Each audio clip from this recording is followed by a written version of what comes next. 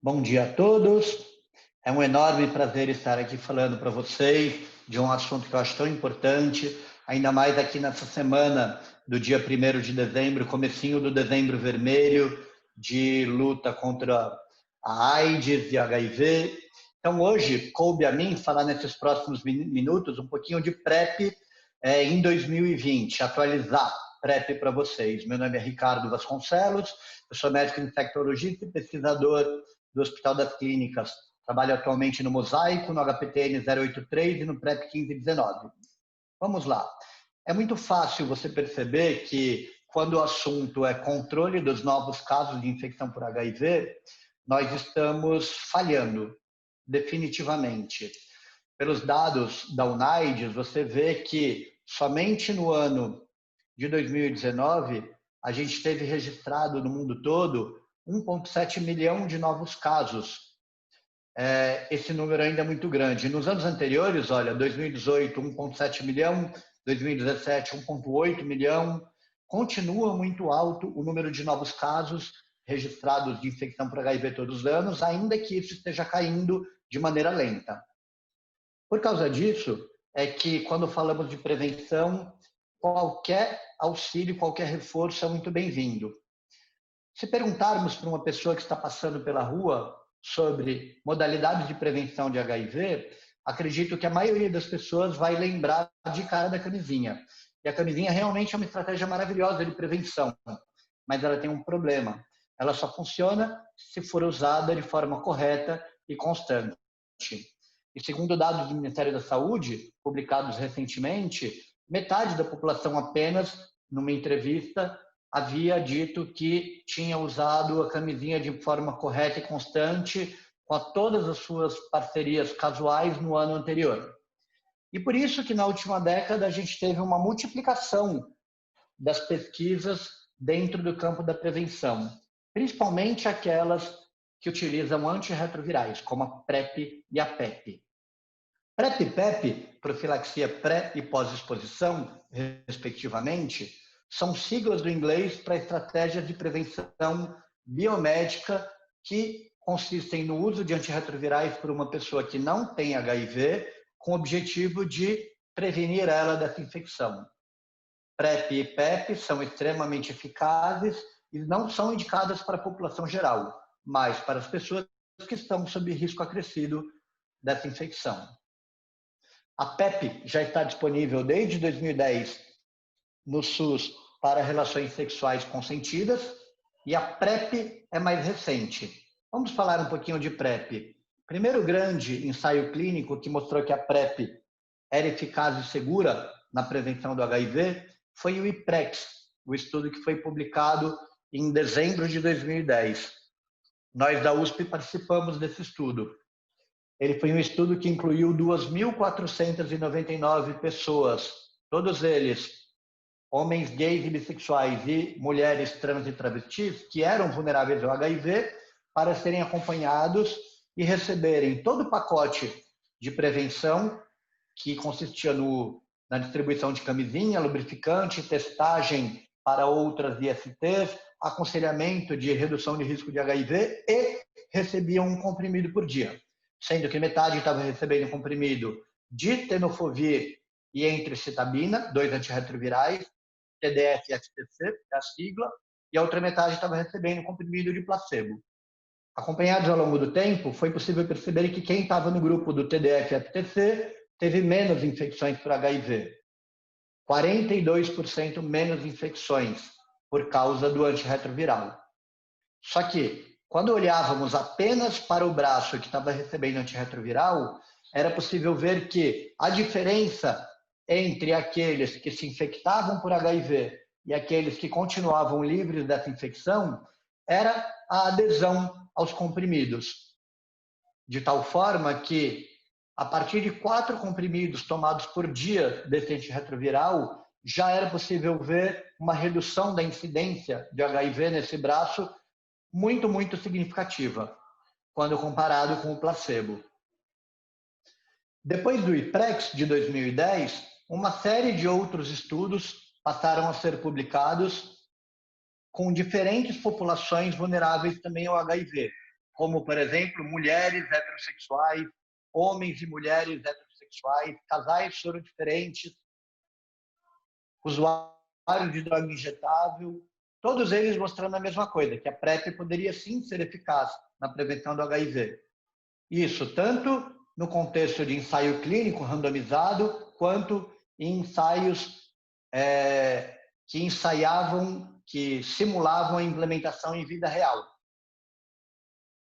Todos eles mostravam que sempre que os comprimidos eram tomados de forma correta e que era encontrado medicamento antirretroviral no sangue dos seus participantes, a eficácia na prevenção era maior.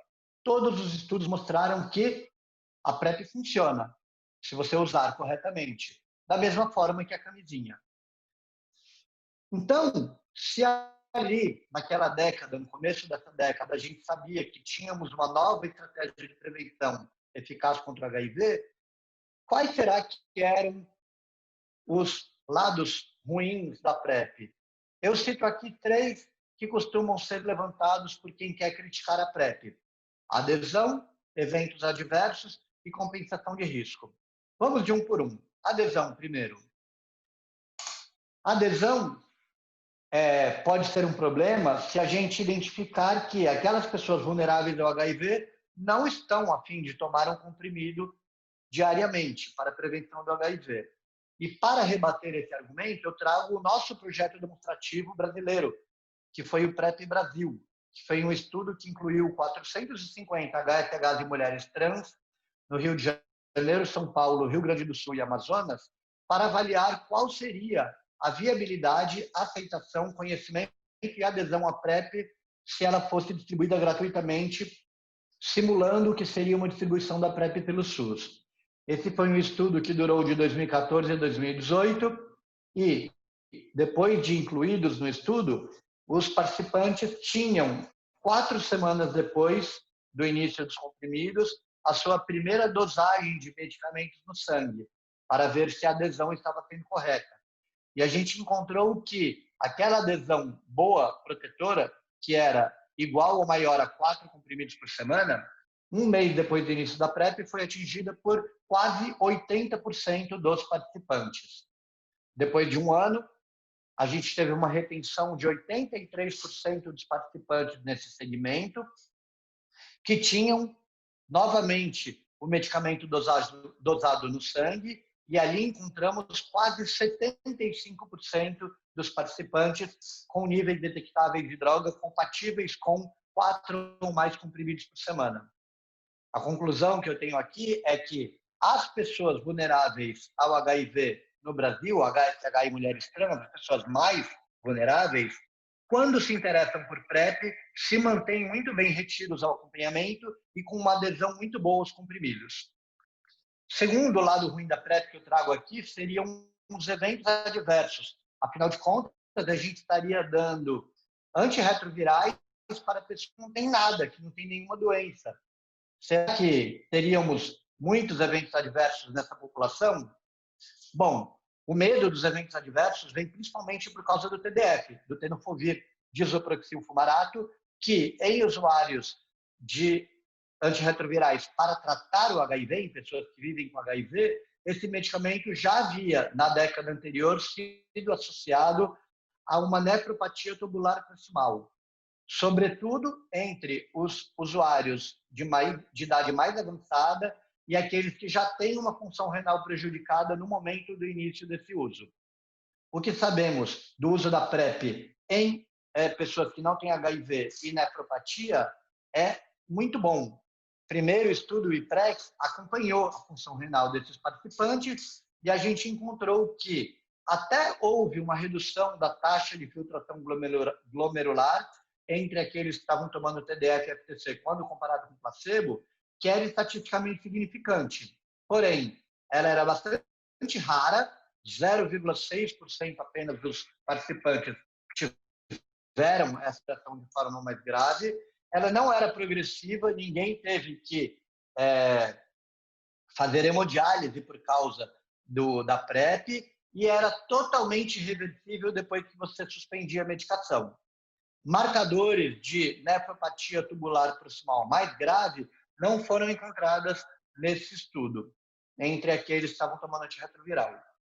E em outro estudo, que foi o Partners PrEP realizado lá na África, foi encontrado exatamente a mesma coisa na população heterossexual. Havia, sim, uma queda da taxa de filtração glomerular, que não era progressiva, que não era associada a eventos adversos mais graves, como necessidade de hemodiálise, e era totalmente reversível depois da suspensão da medicação. O tenofovir, em usuários de terapia antirretroviral porque vivem com HIV, também foi, em alguns casos, associado à osteopatia. O osso fica mais fraco por causa desse medicamento. Algo parecido foi encontrado em usuários de PrEP, num subestudo de quase 500 indivíduos dentro do IPREC, que mostrou que aqueles usuários de PrEP que estavam tomando o antirretroviral tinham, sim, uma diminuição da densidade mineral óssea, enquanto estavam tomando a medicação, não associada à fratura patológica, não progressiva e totalmente reversível após a suspensão da medicação. Por isso que, quando a gente pega uma meta-análise que juntou mais de 11 mil participantes que estavam tomando PrEP com TDF ou TDF-FTC, comparando-os com usuários de placebo, a gente não encontra uma maior incidência de eventos adversos graves entre aqueles do braço ativo quando comparados com placebo. Por isso eu digo que é bastante seguro usar a PrEP, mas isso não dispensa o rastreamento daquela função renal.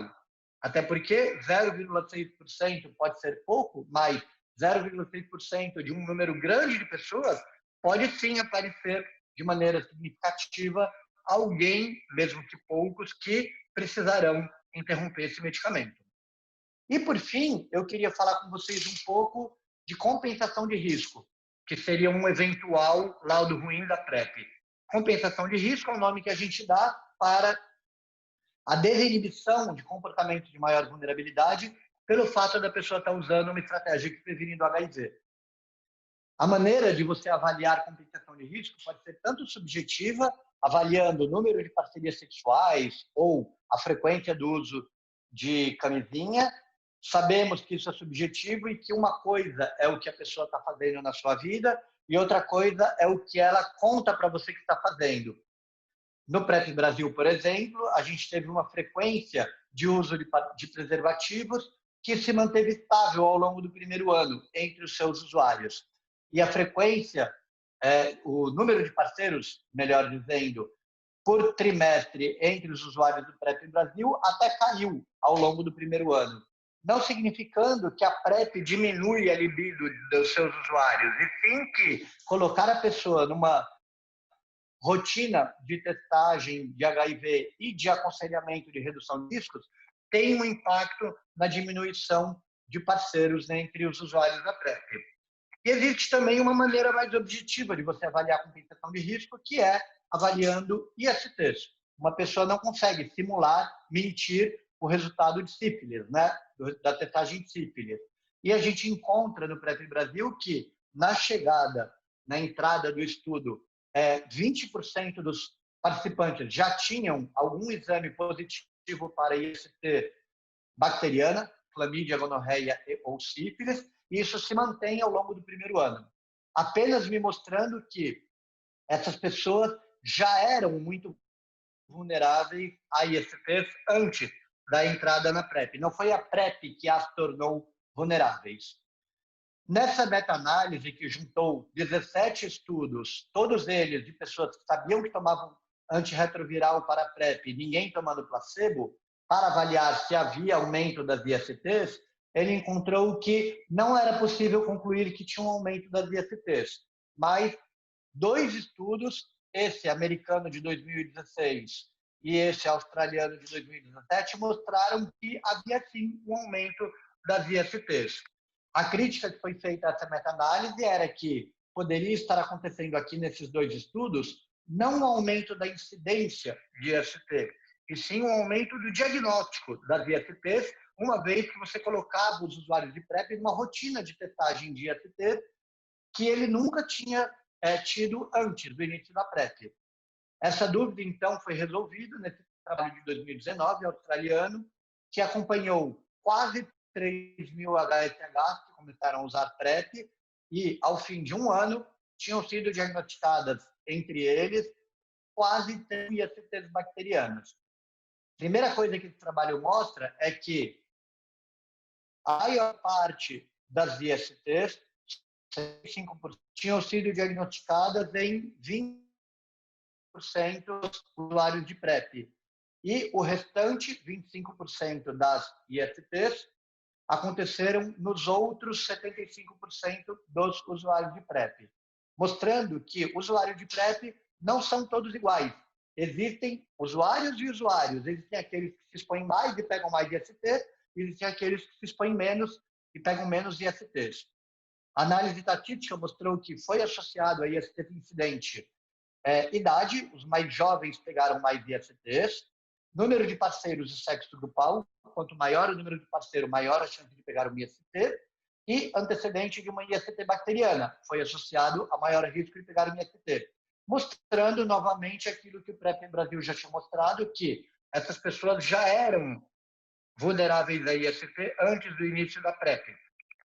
E, num subgrupo desses participantes, havia a informação sobre a frequência de testagem de ISTs antes do início da PrEP. E, por isso, foi possível ajustar IST incidente por frequência de testagem. O que esse ajuste mostrou foi que o que tem de aumento de ISTs depois desse ajuste é um aumento muito pequeno, um risco relativo de 1,1, principalmente um aumento identificado de clamídia retal, que é uma IST que, na maioria das vezes, é assintomática e diagnosticada apenas se você fizer o teste naquelas pessoas. Por causa de todas essas informações, o nosso projeto demonstrativo PrEP Brasil acabou se tornando a política pública da PrEP SUS, que estamos já, até agora, com 26 mil, até o final de final de outubro, 26.700 pessoas já tinham começado a tomar PrEP pelo SUS no Brasil inteiro, a maior parte delas aqui em São Paulo, e estamos, nesse momento, num momento de ampliação do acesso à PrEP em São Paulo e no Brasil. E tenho muita certeza de que a inclusão da PrEP dentro da mandala da prevenção foi um avanço muito grande no controle dos novos casos de HIV. E temos que lembrar sempre que a PrEP ela não é usada de maneira isolada, e sim associada aos demais componentes dessa mandala, entendendo que a melhor estratégia de prevenção para cada indivíduo é a estratégia que ele escolhe usar. Afinal, já que a adesão à estratégia é tão fundamental para que ela funcione de maneira correta e constante, nada melhor do que dar autonomia para a pessoa conseguir encontrar aquilo que cabe no seu contexto de vida. E quanto mais estratégias diferentes tivermos, mais contemplar todos esses vidas. E São Paulo é uma cidade que está mostrando que isso é verdade. Aqui, o boletim epidemiológico de 2019 do município de São Paulo, mostrando que a taxa de detecção aqui no município, que nunca tinha diminuído, só tinha aumentado, depois da implementação dessa mandala de prevenção combinada de maneira mais intensiva, a gente viu, a partir de 2017, uma queda de quase 20% nos novos casos aqui no município. Então, se por 30 anos a gente acreditou que a camisinha ia dar conta da epidemia de HIV, agora não vamos cair no mesmo erro. Não é a PrEP sozinha que vai conseguir resolver esse problema, mas a associação de todos os componentes da prevenção combinada. Muito obrigado pela atenção. Mais tarde a gente vai poder responder perguntas. Até logo, pessoal.